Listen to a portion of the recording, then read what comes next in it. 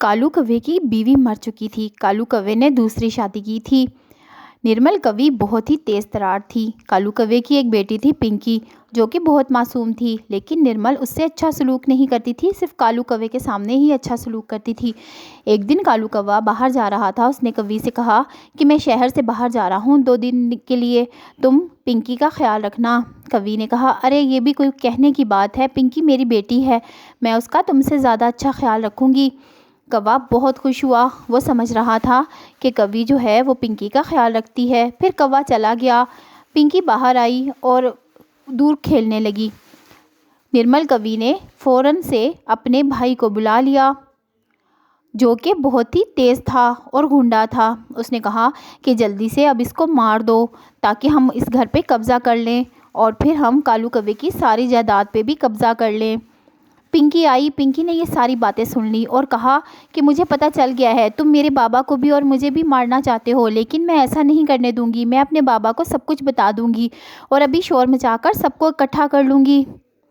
گوری نے کہا، ارے یہ دیکھو کتنی تیز ہے، جاؤ اسے پکڑو اور اسے مار دو۔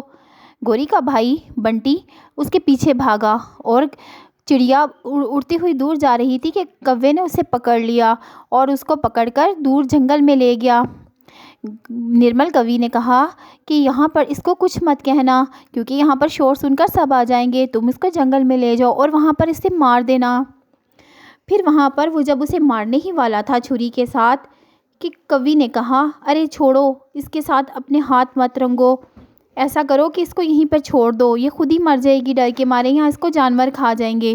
چلو آؤ ہم دونوں چلتے ہیں اور اس کے باپ کو کہہ دیں گے کہ یہ تو خود ہی کہیں چلی گئی یا پھر یہ گم گئی ہے۔ پھر کوا اور دوسری کوی اڑ کر چلے گئے اور پنکی اکیلی جنگل میں رہ گئی۔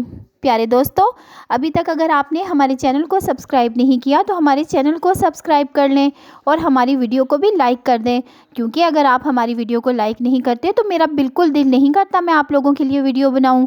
اس لیے میں آپ کو کہتی ہوں، جتنے لائک کریں گے اتنی اچھی ویڈیو بناؤں گی، ٹھیک ہے نا؟ تو جلدی سے لائک کریں اور ہمارے چینل کو سبسکرائب کر لیں۔ پھر بنٹی کوا اور نرمل کوی اڑ کر چلے گئے اور پنکی جنگل میں اکیلی رہ گئی۔ اسے بہت ڈر لگ رہا تھا، اسے راستہ بھی نہیں پتا تھا کہ اس نے کیسے گھر جانا ہے۔ وہ کھڑی رو رہی تھی اور دعا کر رہی تھی کہ اس کے لیے کوئی مدد آ جائے یا اس کے بابا کو پتہ چل جائے کہ پنکی کہاں ہے۔ اچانک ہی وہاں پر ایک بوڑھا کبوتر آ گیا اور کہا، ارے پیاری بچی، تم یہاں پر اکیلی کیا کر رہی ہو اس جنگل میں اور تم کیوں رو رہی ہو؟ پنکی نے کہا کہ مجھے میری سوتیلی ماں اور اس کے بھائی نے مارنے کی کوشش کی تھی، میں بھاگتے ہوئے جنگل میں آ گئی اور یہاں پر ہی رہ گئی اور وہ مجھے مارنے کے بجائے یہیں پر چھوڑ کے چلے گئے۔ میرے بابا شہر سے باہر گئے ہیں، ان کو کچھ بھی نہیں پتا۔ اب میں کیسے گھر جاؤں گی کیونکہ مجھے میرا گھر بھی نہیں پتا۔ کبوتر نے کہا، تم فکر مت کرو، ہم یہاں پر ہی اپنا گھر بنا لیتے ہیں، میرا بھی کوئی نہیں ہے۔ پھر کبوتر نے بہت سارے بانس اکٹھے کیے اور شام ہونے سے پہلے اس نے بانسوں کی مدد سے بہت ہی پیارا سا گھر بنا لیا۔ اس طرح پنکی اور کبوتر جنگل میں بہت ہی پیارے سے گھر میں رہنے لگے۔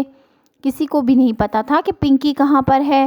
پنکی نے شکر ادا کیا کہ وہ جانوروں سے بچ گئی ہے اور وہ خوش ہو رہی تھی کہ اتنا پیارا گھر بنا دیا اس بوڑھے کبوتر نے۔ اس نے کہا، انکل آپ کو اتنا پیارا گھر بنانا آتا ہے؟ تو کبوتر نے کہا، ہاں، پہلے میں گھر بنانے کا ہی کام کیا کرتا تھا، اور میں تمہیں ایک بات بتاؤں کہ تمہارے بابا تو مر چکے ہیں ایکسیڈنٹ میں، وہ میرے دوست تھے، اسی لیے میں نے یہاں گھر بنایا ہے تاکہ تم کہیں نہ جا سکو، کیونکہ اگر تم واپس گئیں تو تمہیں تمہاری سوتیلی ماں اور تمہارے سوتیلی ماں کا بھائی مار دے گا، اس لیے میں نے یہاں گھر بنا لیا ہے، اب تم میرے ساتھ ہی رہنا، تمہیں کہیں بھی جانے کی ضرورت نہیں ہے۔